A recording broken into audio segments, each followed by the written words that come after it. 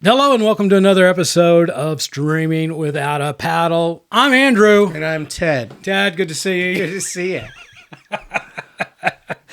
That was kind of fake. We've been running around doing technical issues in the studio here. I've been here like an hour. Yeah. It's not like he just walked in and sat down and, hey, it's Ted. All right, good to see you. We don't have that kind of show going. No, we don't. Once we get a producer, though. Yeah, well, we've had some in-depth conversations about pets and weddings pre-show, so we haven't spoiled our real take on what we are reviewing today. And what we're reviewing today is a Hulu original, Boston Strangler, 1 hour, 52 minutes, starring Keira Knightley, love her, Chris Cooper. You're going to know him when you see him, Born Identity, everything. Carrie Coon and Alessandro Nivola. I hate names. I don't know. Okay, I know who he is, though. I've seen him. This is a cast of those people you know from that thing. Rory Cochran's in it. Yeah. David Dalshmushin, whatever his name is. That's in. That was in the second Suicide Squad, the good one. Yeah. He was in it. He's in everything. He's playing like a creepy guy. Are these people's real names? I mean, I'm sitting across from an actor right here. His name is Ted Welch, okay? Ted Welch is from Hendersonville, Tennessee. These people are probably from somewhere that's got different. Lord, I mean, and I'm horrible with names. Horrible. So, anyway. No, great cast. Wonderful cast. Great cast. It's just in a nutshell, Boston Strangler. I went in here thinking that this was going to be kind of a cat and mouse deal where it was heavy on the Boston Strangler, and I knew going in that Keira Knightley was the principal in this as well. And I thought it was going to be one of these movies where we just cut back and forth between the two. He commits a crime. She plays this reporter for a local Boston paper, and we were going to be doing this cat and mouse back and forth, but it's not. Yes, the joke was on you, Andrew. It was, but no, it wasn't a joke. It was great because I first turned it in, and I was like, all right, this is what we're going to watch. We're going to watch it. Love Keira Knightley. Love her. Okay. Think she's an absolutely wonderful actress. Don't know her personally, so I can't speak to her any other way, but I love watching her act. And wasn't disappointed with this. But I was just like, oh my God, I don't think I can sit down and watch another movie or something with a bunch of killing going on. It's graphic and it's just real heavy. And it's not. No, it's more about them writing the articles that were being the first women to expose the Boston Strangler. Yes. And they're the one that figured out that there was the Boston Strangler was a serial criminal. Yep. The cops had no idea. I guess it was the fourth victim where Keira Knightley, who's trying to impress her bosses at the paper by becoming I hate to say it this way, a real journalist. I don't mean that in an offensive way to anybody, but this is 1960s. Early 1960s, and women's roles at the paper were minimized. It was the mentality women didn't do things because they were women, and that not that they weren't talented and couldn't do it. It just wasn't the woman's place. And we on this podcast believe the opposite of that. Here, I'm going to go political real quick. Okay, I think women should rule the world when it comes to political leadership. I really do. I think it'd be a lot more really less problematic. Yeah, they're smarter than us guys. I hate to be the one to tell you that. Women are generally smarter than we are. They're emotionally smarter than we are, which is and emotionally more intuitive than we are, which is the most important thing in dealing. No, we're not going to be a political podcast, but dealing with two different parties of people that don't get along. I think people that can be more vulnerable and also like have more empathy than men is a good thing. Yeah, guys, go out there, fix the car, play football, do that manly stuff. But believe me, I'm 55 years old and I've known a lot of ladies in my life, and I have yet to find one that wasn't capable of solving problems. Or I mean, seriously, and solving them better than me. I worked at an You're smart. all-girl, I think I've said this on there, I worked at an all-female summer camp for 13 summers. Like, Brown Ledge Camp in Colchester, Vermont. Beautiful Colchester. Wonderful camp. And there's nothing that I can do that they can't do. Yeah. And that was the mentality I had when I was there. I was like, I think I went in the first summer like, I mean, you need us here to lift heavy things and blah, blah, blah. But they don't really. No. Seriously, guys.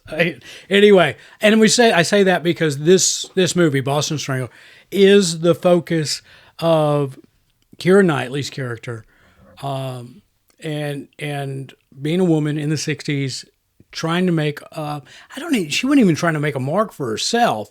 She was wanting to do what she could do. She didn't want to write about home goods and things like that. That Sunbeam toaster that she needed to review. Yeah, right. She wanted to write about this murder case that she had seen and she had pieced together, and they stick her with the other character played by Carrie Coon, great actress. And they become, because Carrie Coon, what is her character's name? McLaughlin? No. Jean, that's it. Jean is, they stick these women together because Jean had been doing stories, real stories. She was the only female that they seemed to let do real stories. Yeah. So they team up and they, right? This is spoiler free because you know what happened if you've ever read anything about the Boston Strangler. Yeah. Keira Knightley's character is Loretta is her name. So going forward, maybe I should remember it was Loretta. And but anyway, they had a guy at the paper that worked the crime scene, the crime desk, and it was one of those moments where she was getting frustrated because she was seeing the puzzle pieces of what was going on with these killings, these stranglings in Boston before the actual crime reporter did. Because he would just report crimes and go on, get his check, and seemingly, don't tell me what to do. And she wasn't trying to tell him what to do, but she figured it out. He didn't. She figured it out before the cops figured it out. It's true. And this is a true story, folks. This is not a fictional story. This is based on real life events. So, anyway, so in a nutshell, that's what it is. She's a reporter in the 60s. She sees these crimes going on, these stranglings. And she's the first person in Boston to figure out that they're all related. She's put the clues together, and she has a hard time convincing people along the way, she has a little trouble at first, other than her boss, who's played by Chris Cooper. He signs on, lets her do free reign. Of course, at first she has to do it on her own time. She can do the story, but she has to do it on her own time because you got to write about that toaster. Got to write, yeah, because that's what. Yes, that Sunbeam 2-slice toaster that she needed to review. But anyway, I thought it was a great story. I mean, this movie, to me, I enjoyed it because there wasn't a lot of gore. Everything was implied from the criminal standpoint. You never saw any woman getting beaten or sexually assaulted, or you didn't see anything. Everything was behind closed doors. It was quick. It was a scream, cut to crime scene. You never saw anything. And I liked that. It was refreshing not to have to go through all that. And Keira Knightley, she does a great job. And she put the puzzle pieces together, and it was just wonderful. I enjoyed it. It's not a feel-good movie by any means. But I loved it. I really liked this movie. I felt women empowerment. After I finished, I was like, man, if you're a woman and you watch this, you can't help but feeling empowered. I thought it was well done, well acted, well written, and super boring. I agree with you. I love the women empowerment. I love telling that side of the story. I was just so bored. Like, this movie could have been 25 minutes shorter. Like, some of those scenes just lagged on, and I was like, I get it. Like, and also, I shout out to Morgan Spector, who played her husband, who I went to grad school with. Great guy, great actor. He was great as the husband. The understanding husband, the one. Yeah. He was great. But and I'm in a lot of these. I'm in a lot of period pieces. I've done like 6. I'm so bored by I was looking for you, Ted. If I would have been in New York City, I would have been cast in this somehow. Yeah, no, you could do that. Because I have a bigger question, because we were going to establish before we even got on here that I was just bored. It was good. Yeah. It was bored, but you liked it a lot. I did. It was refreshing. Here's a question, and I brought this up to my friend today. Why do people from the 50s and 60s look like they are 47 years old when they're 32? It's the hairstyle. I mean, because she's probably close to 40, right? Who, Keira? Keira Knightley, close to 40. Probably surfing on 40. Oh, yeah. She's a couple years younger than me. Oh. Right? Yeah. Pretty sure she's playing a 30-year-old. If not a little, yeah, I think she's playing a 30-year-old. 38. She's 38. I'm thinking she's playing a 30-year-old, and she definitely looks like late 20s to me. She looks really young. Yeah. And I just don't know what they were doing. I mean, I watched this, and I guess I do know what they were doing. Every single night, they were drinking hard bourbon and smoking cigarettes all day. Yeah. What do those people, on a bigger note, what do they feel like walking around all day? That's why they all died at 60. You know, it's really funny. Keira Knightley has that classic look. She can do period pieces easy because just of her bone structure and her look. I have recently been forced to go, not forced, but I go through a lot of old photographs. And I'm talking photos from the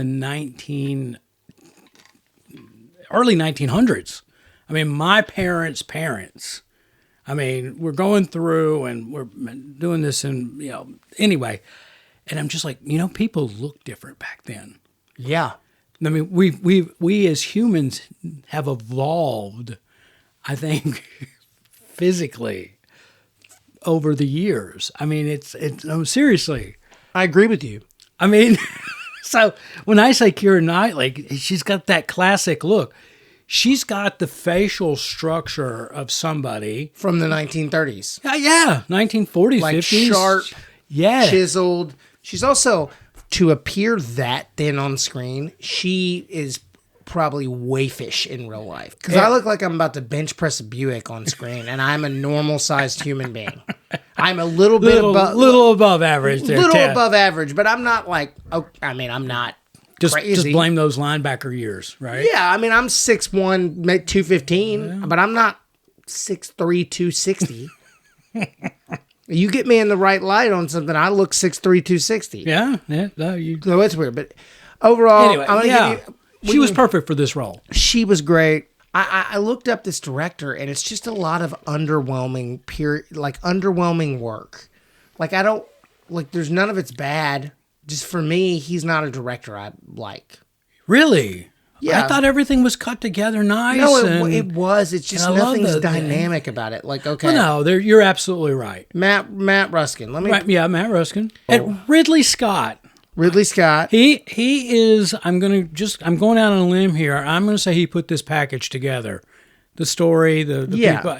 So it's a Ridley Scott type of story. It was great. And Ridley Scott is Ridley Scott. And what can you say about that? Yeah, the children in that family were clearly meant to make film. Yeah, I mean, you can say Ridley Scott and Martin Scorsese in the same sentence. That's, there you go. That's how big Ridley Scott is if you don't know who Ridley Scott is. So I don't understand how he got this movie. How this Matt Ruskin got to direct this movie. I don't know. Because I looked at his resume. I'm looking at what it's written and directed by Matt. Well, I get it, but he hasn't done any. He did one other movie. Yeah, but he wrote it. I don't know how he got it to. He did Scott one other movie called Crown Heights. I wonder if they have the same agent. They're rep by the same company. He did one called Booster that wasn't even. Yeah. I don't know. I never. Here's what I loved. I found myself watching this. I was just so immersed in it, and I was utterly amazed. And this is the former location manager in me. I was thoroughly amazed at how the locations and the art direction in this movie worked. I mean, because, when I watch movies, especially period pieces, I always look for the things that are out of place. It's like Die Hard 2, okay? The airport scene and Bruce Willis is on the phone, right? Mm-hmm. It says Pacific Bell on the telephone. Peck Bell. So, whatever. But that's the West Coast, and he's supposed to be in New York. He's supposed to be in Chicago, right? Isn't part 2 Die Hard part 2? Or Chicago, New York, whatever. But it was LAX. It was LA. Yeah, for sure. No, that's true. So I look for those things, and then I love it when you get these period pieces, and they do that big wide shot down the street, and they've got all those period cars back there. Which kudos to the transportation department for being able to load it up with such a gym of cars too. It's great. Because they look just pristine. But I'm in there looking for the gremlin. That one car on the sidewalk that didn't get moved for some reason. The owner in the brownstone was like, F you guys, I'm not moving my car. It's good. That was good. I'm not. I'm leaving it right there. I'm not moving my car, guy. Man, no. You want to move? I'm going to Dunkin', okay? I want to talk to a producer, and I want to see his wallet, okay? He better open the damn door with the wallet in his hand. I'm sure in Massachusetts it went a lot like that. It is true. I loved it. I didn't find one thing out of place. That's true. Anytime you're... For those of you that don't know when we're talking about this sort of stuff, it's crazy the effort that has to go in to set it up like that. Yeah. We're talking like 2-page scenes or a whole day because they've got to like block off entire streets. Yeah. It's insane.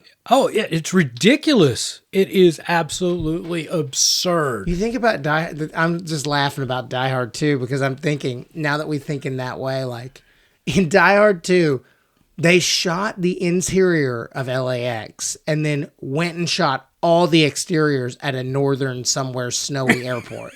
Like, why did you not just shoot everything at the same airport?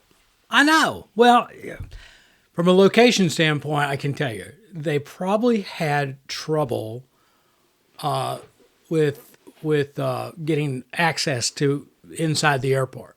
Okay. And they just said, oh, screw it. We're here in LA because other than the exterior stuff, we're inside. It's all studio, backlot stuff, so we can control it. I can imagine in Die Hard 2 that most of that was shot on a soundstage. And it was just from one end of the stage to the other end of the stage was just nothing but airport recreation. And then the offices. You're probably right. And then they went and shot outside of an airport. And probably a closed down.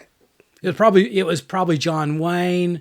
It could have been the Burbank. I doubt it was LAX. You just pulled John Wayne. Nobody flies into John Wayne. Well, that's what I'm saying. It's an hour and 20 minutes from LA. But that's a lot closer than Chicago or New York. But I'm telling you that I know that it's set in Chicago because I remember Dennis Franz. Okay. And he's like, hey, gay, where are you going with that? You come over here. Why you keep running at me? Yeah.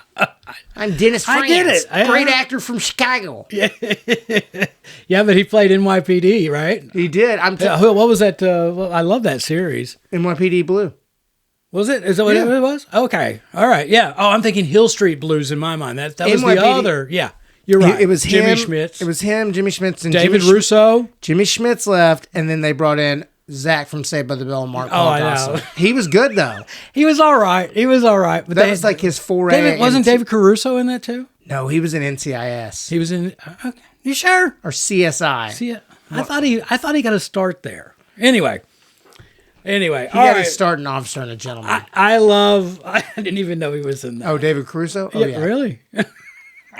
Sorry, I got off topic there. I just no, it's not the same topic. I just don't have a ton to say about the Boston Strangler. Passable. I really enjoy. I keep using the word loved it. I enjoyed it. It wasn't what I went into thinking that I was just going to sit here and watch 13 murders and strangulations and sexual assaults, but I didn't see a single one, and that made me feel good. Because the story was based on Keira Knightley, not only her solving this crime or putting the pieces of this crime together for the police, but also the inner struggle of having to deal with a 1960s era woman's place in the home. Yeah, that was interesting. That was more interesting. That was, And then again, the location, when the location guy in me, I am. I'm sitting there looking at everything from the wallpaper to everything in there. This nerd. I love. Well, it's important because,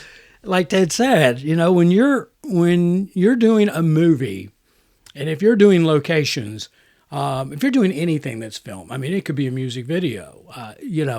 You're working with the director who's taking this very seriously because that's their job.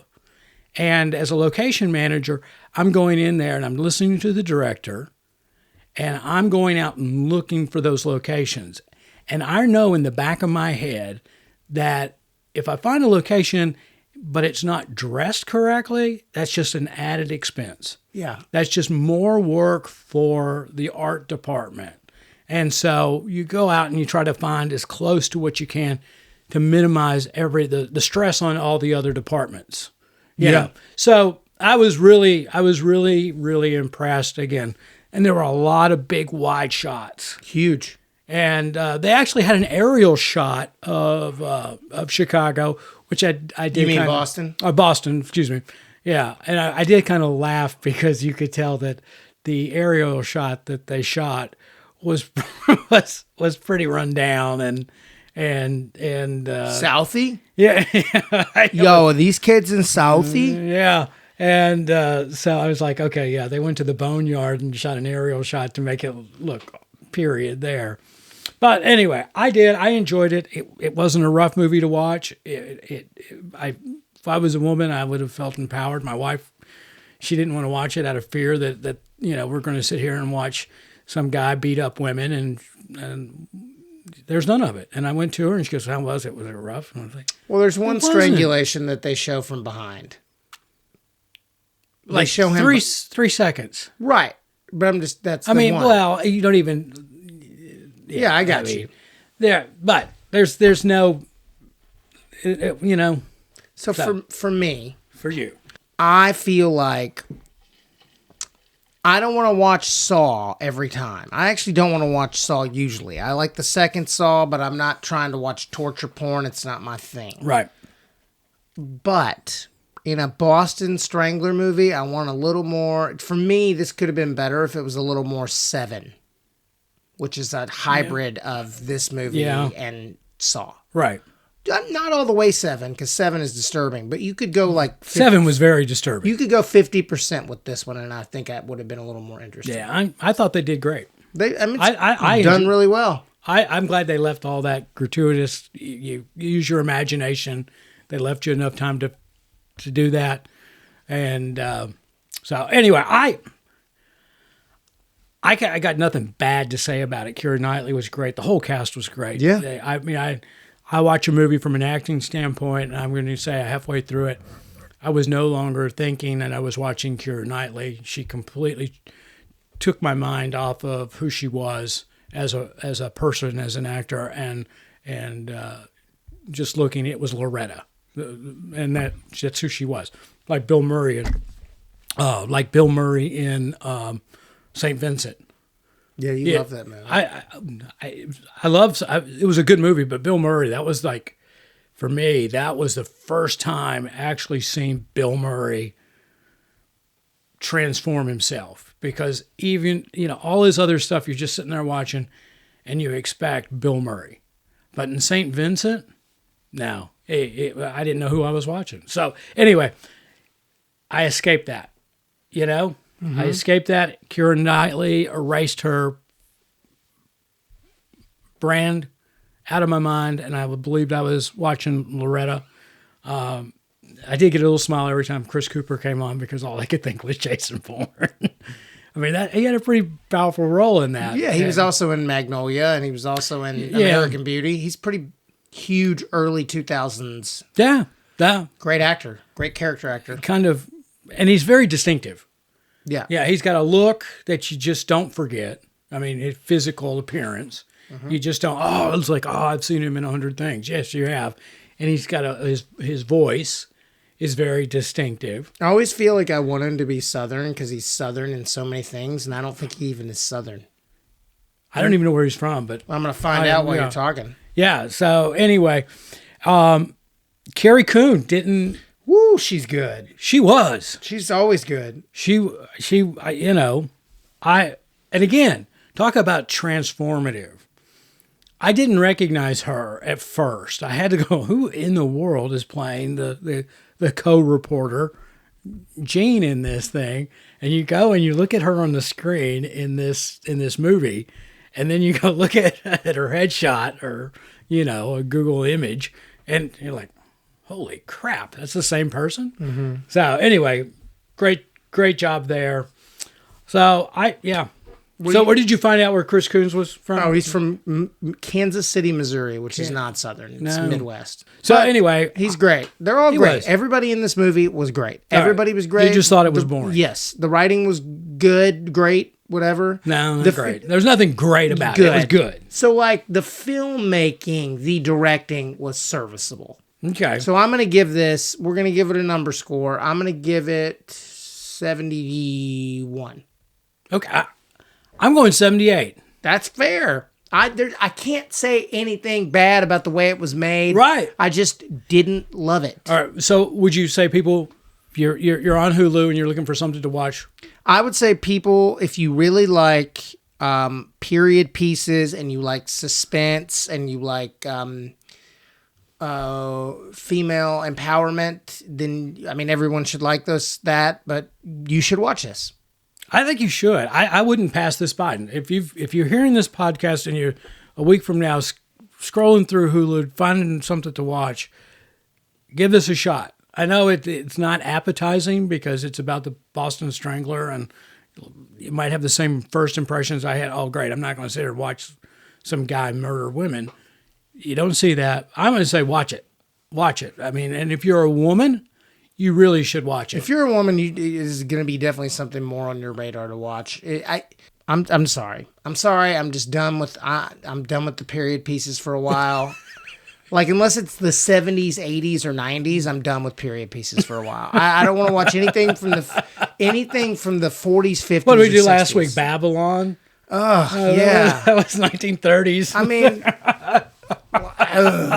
And it's just, which, by the way, I forget. There was in Babylon. There's a scene in the background where there's a billboard for Jackass. The movie. Is there? Yeah, that's great. Johnny Knoxville. He's been towing that line for many decades now. Jackass. So anyway, watch. Again, I enjoyed it. If I was a woman, I'd walk away from that. And I tell you what, as a guy, I said to myself, yeah, I do. I believe women should rule the world. I really do. Sure. We'd probably be a better place. Yeah, it really would. Give it a watch this week. Yeah, there you go. All right, I'm a 78. Ted's a 71. Yep. So that's a C. That's a C. C minus for me. Yeah, almost a B for me, and I nothing bad to say here. Not great, not spectacular, but nothing bad. Yep. All right, Ted. Thanks for joining in. Yeah, I'm always happy to join in. Sorry you didn't like it as much as I did. It's okay. I'm gonna throw. We got a good pick this week. This Friday, where there's a good movie coming out. Yeah. Oh yeah. We both want to watch. We do. All right, guys. We appreciate you listening, and don't forget to check us out on our Facebook page, Streaming Without a Paddle, and on YouTube. We've got the channel. We put up videos as quick as we can. Yep. And so you can actually take a step into the studio here with Ted and I, and look at our pretty faces. Yep. Right. Okay. Well, again, thanks for listening. I'm Andrew. I'm Ted.